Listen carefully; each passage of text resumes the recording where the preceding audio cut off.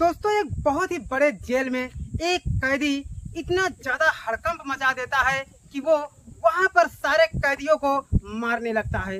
और कैदी तो कैदी, वहां के जितने पुलिसकर्मी होते हैं, जो कर्मचारी होते हैं और जो जेलर होते हैं, सब पे वो भारी पड़ने लगता है। पूरा थाना हिल जाता है और कहते हैं कि इस कैदी को उठा करके किसी दूसरे जेल में ट्रांसफर करो, नहीं तो फिर इसे किसी पागल खाने में ले जा करके बंद करा दो। दोस्तों उसके बाद में क्या था कि जब उस कैदी को बाहर लाते हैं तो वो कैदी बाहर के लोगों को भी परेशान करने लगता है। ऐसे में किसी तरह से उस कैदी को पकड़ते हैं और एक गाड़ी में बंद कर लेते हैं। उसके बाद में उसे पागल खाने ले जाते हैं और कहते हैं कि आज से तेरा यही आशियाना है। उसके बाद में जब उसे पागल खाने के अंदर ले जाते हैं तो जो पागल खाने का जो मालिक होता है वो इसे देख करके डर जाता है, क्योंकि वो सबको घूर घूर करके देख रहा होता है जैसे उसके सब दुश्मन ही हैं। उसके बाद में जब वो पागलों के बीच में जाता है तो वहां पर जो पुराने पागल रहते हैं उनसे भी ज्यादा बढ़ चढ़ करके ये पागल होता है, यानी सभी पागलों का सरदार ये हो जाता है। दोस्तों बस क्या था कि अगले दिन वो पागल खाने में इतना ज्यादा तबाही मचा देता है कि सारे पागलों को मारने लगता है और ऐसे में एक पागल को घायल कर देता है। वो खून से लथपथ जमीन पर लेट जाता है।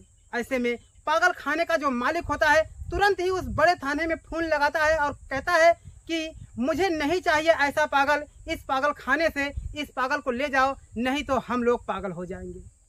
दोस्तों बहुत ही मजेदार कहानी है, बहुत ही दिलचस्प और बहुत ही रोमांचक कहानी है, जिसे सुन करके आप भी कहेंगे कि क्या कहानी है। दोस्तों वीडियो को पूरा सुनने से पहले, पूरा कहानी जानने से पहले मेरा बस एक ही रिक्वेस्ट है, हाथ जोड़कर करबद्ध प्रार्थना है कि हमारे वीडियो को ज़्यादा से ज़्यादा लाइक कीजिए और चैनल को सब्सक्राइब कर दीजिए और एक प्यारा सा कमेंट कर दीजिए, जिससे सागर का हौसला बढ़ता रहे और हर शहर की कहानी आप पर आभारी रहेगी।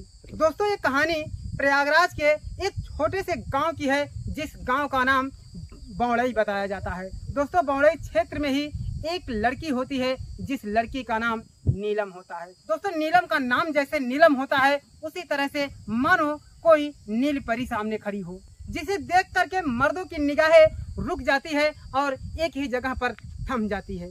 दोस्तों जब नीलम शादी की दहलीज पार करने लगती है तो उसके बाद में उसके पिताजी अपने बेटी के लिए एक रिश्ता तलाश करने लगते हैं। उसके बाद में जब वो अपने ही शहर के एक गांव में गए होते हैं, जहां पर एक रितेश नाम का लड़का होता है। जब उसे देखने के लिए जाते हैं और रितेश को उसके नीलम के पिताजी उसे एक ही बार में पास कर देते हैं और उसके बाद में उसके माता पिता को अपने घर पर बुलाते हैं। उसके बाद में जो रितेश होता है, उसके पिताजी और उसकी माँ उस नीलम को जब देखने जाते हैं तो नीलम के पिताजी की निगाहें एकदम टिक जाती है नीलम के ऊपर और अपनी धर्मपत्नी से कहते हैं, देखो ये लड़की तुम्हारे बेटे रितेश के लायक रहेगी कि नहीं रहेगी।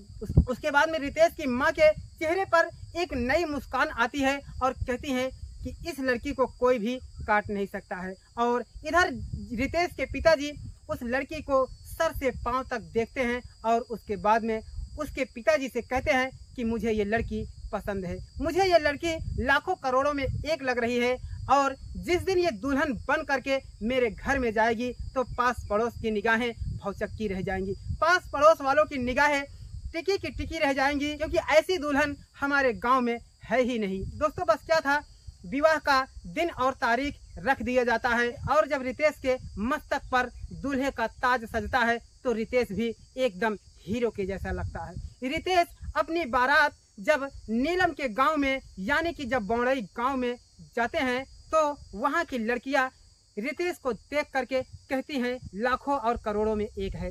दोस्तों उसके बाद में बड़े ही प्रेम पूर्वक शादी संपन्न होती है और रितेश जब अपनी दुल्हन नीलम को अपने घर पर विदा करके लाता है तो उस दिन खुशियों के चार चांद लग जाते हैं।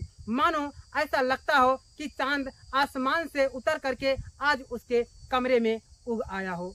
और ऐसे में जब रितेश नीलम के घूंघट को उठाता है तो वो नीलम को देखते ही रह जाता है। उसकी निगाहें मानो उसके पलक झपकने का नाम ही नहीं लेती हो। और ऐसे में जब नीलम उसके पाँव को छूने जाती है, रितेश 2 कदम पीछे हट जाता है। फिर नीलम कहती है मुझसे कोई गलती हो गई क्या। उसके बाद में रितेश कहता है कि नहीं, तुम मेरे पाँव को मत छुओ, तुम्हारी जगह तो मेरे दिलों में है, तुम पाँव में क्यों गिरना चाहती हो, और मैं तुम्हें छूना नहीं चाहता हूँ, मुझे डर है कि कहीं इस चेहरे पर दाग न लग जाए। दोस्तों उसके बाद में नीलम भी रितेश को देखती है और कहती है कि आप भी किसी हीरो से कम नहीं है, आपकी भी शक्ल मुझे बहुत ही अच्छी लग रही है, और आपका जो हंसमुख चेहरा है और आपका जो संस्कार है मुझे बहुत ही अच्छा लग रहा है। दोस्तों ऐसे में दोनों एक दूसरे से बहुत ही ज़्यादा प्यार करने लगते हैं, जैसे ऐसा लगता है कि जैसे ये एक दूसरे को बहुत ही बरसों से जान रहे हों। दोस्तों प्यार का जो सिलसिला होता है ये सुहाग रात के दिन इनका इस तरह से परवान चढ़ता है, दोनों साथ साथ जीने मरने की कस्में खाने लगते हैं। रितेश कहता है कि भगवान यदि हमारी ज़िंदगी जहाँ पर ख़त्म होगी, यानी हमारी ज़िंदगी की शाम जहाँ पर ढले, तो वो हमारी बीवी के गोद में ढले। उसके बाद में नीलम कहती है कि नहीं, ऐसा नहीं हो सकता, यदि मेरी ज़िंदगी का जहाँ शाम ढले तो वो तुम्हारे गोद में, क्योंकि मैं अपनी ज़िंदगी में विधवा के रूप में नहीं मरना चाहती हूँ। दोस्तों इस तरह से वो अपने प्यार की कस्में खाते हैं, और लेकिन दोस्तों कुछ ही दिन ये प्यार चलता है, और ऐसे में उसके माता और उसके पिताजी इस लड़की को थोड़ा कहा सुनी हो जाती है, यानी कि एक कहावत है कि सास और बहू में कुछ न कुछ तो खटक हो ही जाता है। और उसके बाद में रितेश की माँ कहती है कि मैंने अपने रितेश की शादी करके पछता रही हूँ, क्योंकि तुम्हारे पिता ने मुझे दहेज में कुछ भी नहीं दिया, हमारे बेटे को एकदम खाली खाली सा कर दिए हैं। उसके बाद में अब ये बातें कुछ दिन तक बहुत ही ज़्यादा बढ़ जाती है, और उसके बाद में जब नीलम ये बात अपने रितेश अपने पति से बताती है, तो रितेश भी कहता है कि देखो नीलम, ये माँ बाप हैं, ये अच्छे बुरे तो कहते ही रहेंगे, लेकिन अगर हम भी इनकी बातों का बुरा मान जाए तो परिवार एक झटके में टूट जाएगा। उसके बाद में नीलम कहती है कि मैं कितना बर्दाश्त करूं, आप भी हमारी तरफ कुछ नहीं बोलते हो। लेकिन एक दिन तो हद ही हो जाता है, और वो जा कर के अपने पति से कहती है कि मुझे नहीं रहना है आपके घर में। वो अपनी नीलम से कहता है कि देखो नीलम, कोई क्या कहता है मुझे कुछ फर्क नहीं पड़ता, लेकिन मैं तुमसे प्यार करता हूँ, मेरा तुम्हारी जगह मेरे दिल में है, और तुम हमें छोड़ करके मत जाओ। वो कहती है कि तुम हमारी तरफ नहीं बोलते हो, तुम अपने माँ और अपने पिता की तरफ बोलते हो। फिर वो कहता है कि जिस दिन माँ और पिताजी नहीं रहेंगे सब कुछ तो हमारा ही होगा, लेकिन ऐसे में वो कहते हैं कि मुझे आपके घर पे नहीं रहना है, और आप मुझे छोड़ दीजिए, जहाँ पर आपको ढेर सारा दहेज मिले वहीं पर जाकर अपना विवाह कर लो।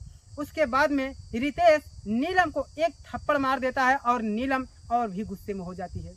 रितेश कहता है कि नीलम, मैंने तुझे गुस्से में तो ज़रूर मार दिया, लेकिन मैं तुमसे बहुत ही प्यार करता हूँ, अगर तुम चली जाओगी तो मैं टूट जाऊँगा, मैं मर जाऊँगा, मैं नहीं जी पाऊँगा। लेकिन वो कहती है कि मुझे आपके घर पर एक भी पल नहीं रहना है। लेकिन वो रितेश कहता है कि यदि तुम जा रही हो तो जाओ, जिस तरह से तुम अपने जिद से जा रही हो उसी तरह से तुम्हें ससुराल में अपने ही जिद से आना होगा। लेकिन वो कहती है कि मैं आपके चौखट पर कदम तब रखूंगी जब आपके पिता और आपकी माँ आकर के हमारे पिताजी से माफ़ी मांगेंगे, और तुम हमें बुलाने के लिए आओगे, तब मैं आपके चौखट पर आऊँगी, अन्यथा जीवन भर अकेली ज़िंदगी काट लूँगी, लेकिन ससुराल के चौखट पर कदम ही नहीं रखूंगी। लेकिन रितेश भी गुस्सा हो जाता है और कहता है कि मुझे कसम है तुम्हारे प्यार की और अपने भी प्यार की, यदि तुम एक औरत हो करके तुम इतना जिद कर सकती हो तो मैं भी मर्द हूँ, मैं जीवन भर अपनी जिद पर और अपनी बात पर रहूँगा, अगर तुम अपने से नहीं आई तो मैं भी अकेली ज़िंदगी काट लूँगा। उसके बाद में दोनों कस्में खाते हैं, और उसके बाद में नीलम तुरंत अपने कपड़े बांधती है और अपने मायके की तरफ निकल जाती है। दोस्तों उसके बाद में अब रितेश तो कह जाता है अपनी बात को, लेकिन उसके जाने के बाद में रितेश के आंखों से आंसू गिरने लगते हैं, और कहता है कि मैंने क्यों अपनी नीलम को थप्पड़ मारा, और क्यों अपनी नीलम को पकड़ करके अपने घर पे नहीं लाया। उसके बाद में इधर नीलम भी पछता रही होती है कि मैंने अपनी पति की बात मान करके अपने ही ससुराल में रह गई होती तो ठीक था। अब दोनों एक दूसरे के प्रति पछतावा कर रहे होते हैं, लेकिन जब घर से कदम उठ गया तो उठ गया। वो नीलम कहती है कि मैं अब पीछे मुड़कर नहीं जाऊंगी। रितेश भी कहता है कि मैं नीलम के पीछे नहीं जाऊंगा, नहीं तो लोग कहेंगे कि ये जोरू का गुलाम है। उसके बाद में नीलम जब अपने मायके पर आती है तो ये बात सुन करके उसके मायके पर उसके माता और उसके पिताजी भी गुस्सा हो जाते हैं, उसके भाई और उसके भाभियाँ भी गुस्सा करने लगती है कि तुम्हें घर से गुस्सा होकर के झगड़ा करके नहीं आना चाहिए था, तुम्हें हंसी खुशी आना चाहिए था, तुम्हारा आदर सम्मान मायके में मिलता, लेकिन तुम अभी यहाँ से निकल जाओ। उसके बाद में वो सबके पैरों पर गिर पड़ती है और कहती है कि मुझे कुछ दिन तो रहने दीजिए। उसके बाद में उसके पिताजी कहते हैं कि ठीक है, मेरी बेटी हो तुम, लेकिन तुम्हें अपने ससुराल पर जाना होगा। ऐसे में दोस्तों कुछ समय बीत जाता है। फिर उसके बाद में जब कहने लगते हैं कि तुम अपनी ससुराल जाओ, तो वो अपने पिताजी से कहती है कि मुझे माफ़ करना पिताजी, मैं अनजाने में मैंने एक वादा कर लिया है कि जब तक हमारा पति हमें लेने नहीं आएगा तो मैं नहीं जाऊंगी। उसके बाद में वो जब फ़ोन लगाते हैं उसके पति के पास में और कहते हैं कि देखो बेटा, जो कुछ हो गया उसे भूल करके आओ और हमारी बेटी नीलम को यानी अपनी पत्नी को अपने घर पर ले जाओ। लेकिन वो कहता है कि जिस दिन ये अपने से आएगी तब मैं इसे स्वीकार करूंगा, अन्यथा मैं इसे लेने के लिए नहीं आऊंगा। लेकिन उसके पिताजी कहते हैं कि चलो बेटी, यदि तुम लोगों में यही जिद है तो मैं तुम्हें छोड़ देता हूं। उसके बाद में वो कहती है कि पिताजी, तब तो मेरी वचन टूट जाएगी, जो मेरी वचनबद्ध है वो हमेशा हमेशा के लिए टूट जाएगी। उसके बाद में उसके पिताजी कहते हैं कि ना तुम हमारे छोड़ने पर जाओगी, ना तुम अपने से जाओगी, उधर तुम्हारा जो पति है वो भी नहीं आएगा, तो तुम्हारी जिंदगी कैसे हटेगी? एक दूसरे को तो झुकना ही पड़ेगा। उसके बाद में वो कहते हैं कि पिताजी, मैं सब कुछ बर्दाश्त कर सकती हूँ, लेकिन मैं आपकी बेइज्जती नहीं बर्दाश्त कर सकती हूँ, क्योंकि बेटे के पिताजी का जो सर होता है वो ऊंचा होता है और बेटी का सर क्यों नीचा होता है, मैं यही जानना चाहती हूँ। उसके बाद में कई साल बीत जाते हैं। ऐसे में पास पड़ोस के लोग उस नीलम को ताने देने लगते हैं, उसकी भौजाई से कहने लगते हैं कि तुम्हारी ये जो ननद है ये कई सालों से तुम्हारे ही घर पर रह रही है, क्या इसके ससुराल वाले इसे नहीं रखना चाहते हैं? ऐसे में उसकी भौजाई कहती है कि हमें तो लगता है हमारी ननद के चाल चलन और हमारे ननद की चरित्र अच्छे नहीं है, जिसकी वजह से इसे भगा दिया गया है। ऐसे में जब उसे भगाने लगते हैं, उसके बाद में नीलम के पिताजी कहते हैं अपनी बहुओं से, अपने बेटों से, अभी तुम लोग इस घर के मालिक नहीं हो जो तुम लोग अपनी मर्जी का चला सको। ऐसे में वो कहते हैं कि हमारी बेटी जब तक रहेगी तब तक रहने दीजिए। लेकिन दोस्तों समय बहुत ही बलवान होता है। ऐसे में समय इतना लंबा गुजर जाता है और दोनों तरफ से ना कोई चिट्ठी, ना कोई मैसेज, ना कोई फोन आता है और दोनों एक दूसरे के वचन को निभा रहे होते हैं और अपनी अपनी जुबान पर अड़े होते हैं। दोस्तों ऐसे में वो जो जवानी की पहला चरण होता है वो टूट चुका होता है, यानी कि जवानी का एक समय बर्बाद हो जाता है जब दोनों का प्यार एक दूसरे को चाहता है। ऐसे में दोस्तों जब इतना लंबा समय बीत जाता है तो इधर नीलम के पिताजी और नीलम की मां का मृत्यु हो जाता है और उसके बाद में नीलम के भाई और भाभियां रहती हैं। वो कहते हैं कि तुम्हें अपने अब ससुराल जाना होगा। उसके बाद में वो अपने भाभी और अपने भाई के पैरों पर गिर पड़ती है और कहती है कि मैं सदा के लिए आपके घर में दासी बन करके रहूंगी, लेकिन मुझे आपके घर से नहीं जाना है। मैं आपसे विनती करती हूँ कि मुझे अपने घर से मत निकालो। अगर यदि निकाल लोगे तो मैं कहीं भी जा करके एक भिखारन के जैसे जिंदगी काट लूंगी, लेकिन मैं अपने वचन को नहीं तोड़ूंगी। उसके बाद में वो लोग चुप हो जाते हैं और चोरी चोरी उस लड़के के नाम पे FIR दर्ज करा देते हैं कि ये हमारी बहन को हमेशा हमेशा के लिए छोड़ दिया है। उसके बाद में पुलिस रितेश के घर पे जाती है और कहती है कि साले, तुम्हें शर्म आनी चाहिए, विवाह होते ही तुमने एक महिला की जिंदगी को नर्क बना दिया है। उसके बाद में वो कहता है साहब, मैं कौन सा नर्क बना दिया हूँ, उसी ने मेरी जिंदगी को नर्क बना दिया है। लेकिन दोस्तों कानून कानून होता है। जो FIR उसके नाम पे हुआ रहता है, यानी कि लेडीज का पलड़ा बहुत ही भारी होता है। वो कहते हैं तुमने ही अपनी पत्नी को छोड़ा है, यदि अगर नहीं छोड़ा है तो मेरे ही सामने जा करके उसे अपनी पत्नी स्वीकार करो और अपने घर पर ले आओ। लेकिन वो कहता है कि साहब मेरी जान ले लीजिए, लेकिन मैं भी मर्द इंसान हूँ, मैं अपनी वचन से खाली नहीं जाऊंगा, मैं अपने वचन को नहीं तोड़ूंगा, चाहे मुझे जिंदगी भर के लिए सजा क्यों ना हो जाए। उसके बाद में पुलिस उसे मारने लगती है, लेकिन इधर नीलम को नहीं पता होता है। उसके बाद में पुलिस उसे इतना पीटती है कि डंडे से उसके सर पे वार कर देती है। लेकिन जब डंडा रितेश के सर पे लगता है तो रितेश का दिमागी संतुलन बिगड़ जाता है।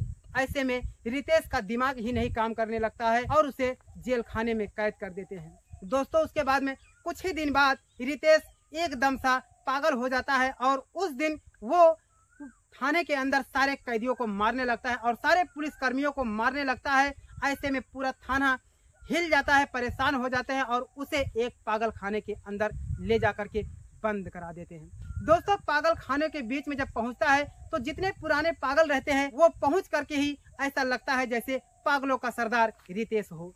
दोस्तों, उसके बाद में वहां पागल खाने के लोग थाने पर फोन लगाते हैं और कहते हैं कि इसे ले जाओ यहाँ से, नहीं तो किसी दिन यहाँ पर लाशों का ढेर लग जाएगा। उसके बाद में सब लोग उसे ले जाते हैं और एक डॉक्टर के पास। डॉक्टर जैसे ही इसके मस्तक पर अपनी मशीन को लगाता है तो डॉक्टर कहता है कि ये तो प्यार में पागल हो गया है। ये किसी लड़की से बहुत ही ज्यादा बेइंतहा प्यार कर रहा होता है और वो लड़की इसकी जिंदगी से दूर चली गई है।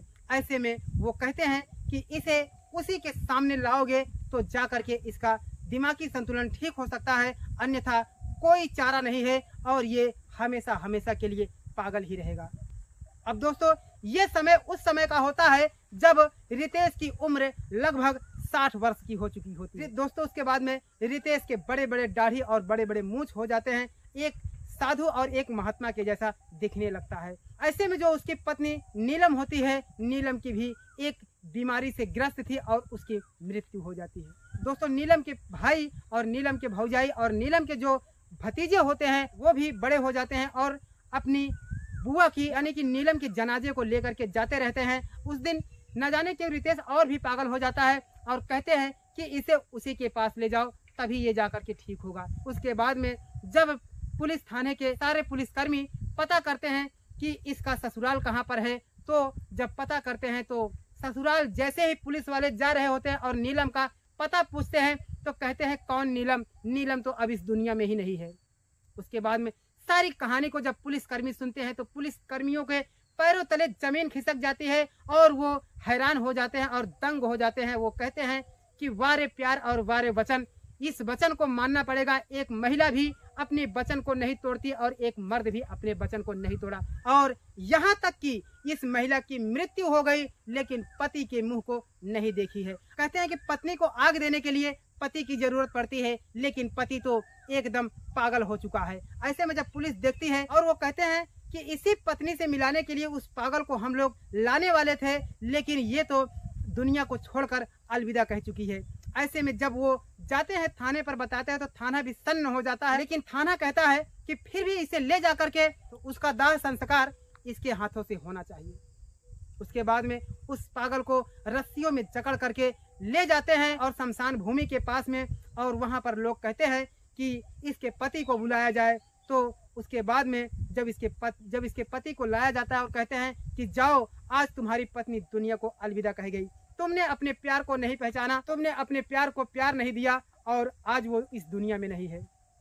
लेकिन दोस्तों, पहले तो थोड़ी देर वो पागलपन करता है, लेकिन देखते ही देखते जब वो पागल अपनी पत्नी का चेहरा देखता है तो न जाने क्यों वो बैठ सा जाता है। थोड़ी देर में जैसे वो ऐसा लगता है कि जैसे सदा के लिए ये नौटंकी कर रहा हो। वो अपनी पत्नी को देख करके फूट फूट करके रोने लगता है और अपनी पत्नी को आग देता है। ऐसे में दोस्तों, आग देने के पश्चात वहीं पर वो भी गिरता है और चित्त हो जाता है और अपनी जिंदगी से, अपने प्राणों से हाथ धो बैठता है।